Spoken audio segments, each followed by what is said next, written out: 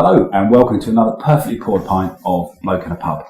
I've got a great question from a viewer who asks, after Brexit I'm worried that prices are going to go up and I won't be able to afford the cost of living. Now it's not quite past the yard arm yet, so we're not having a beer, but I'm tucking into a bit of breakfast. I've got a lovely cup of tea here and some crusty bread with some yeast extract. I'm not going to mention the name of the yeast extract because you stand your ground on this show if you want some advertising, quite frankly. But nonetheless, love it or hate it, a major food manufacturer who makes yeast extract decided they wanted to put their prices up, and a major supermarket chain who can contact our agent as well if they want a little bit of space on the show, decided that they weren't going to go for it. All this actually comes from the fact that post-Brexit, the value of sterling, our currency, has fallen internationally. And this is an indication of how confident overseas investors feel in the UK economy. Now, it's great news if you're an exporter, and the UK is the 7th largest exporter in the world.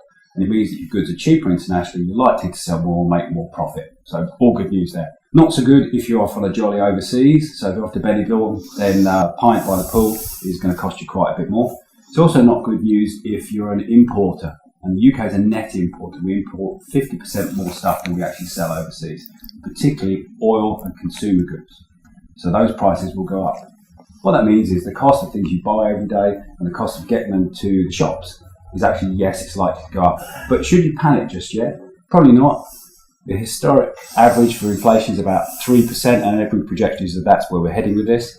And to put that in context, it would take prices about 20 years to double at 3%. So, yes, prices will go up, but I don't think there's any danger that we'll be living in a ditch eating grass by the end of next year.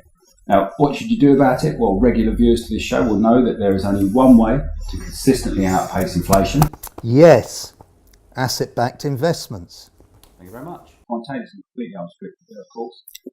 Asset-backed investments, particularly stocks and shares, the only way to outpace inflation. So, best to go and get them in while you still can. Hey. Sorry, everyone. Sorry, mate. Sorry. This is Donald Trunk, a loved-up drunk, and he's obviously started a little bit earlier than the rest of us. One of those annoying drunks. Once he's had a pint, he's all hands and a little bit inappropriate. He's also a crowbar plot move to the big news of the year, which is actually not Brexit, but the US elections, which are happening next month, and we'll be back to say more about that then. What's that hair about? Let me ask you something. Yeah? 13 across, 6 letters, third letter Y, outside the range of? Beyond. It is beyond. Fantastic.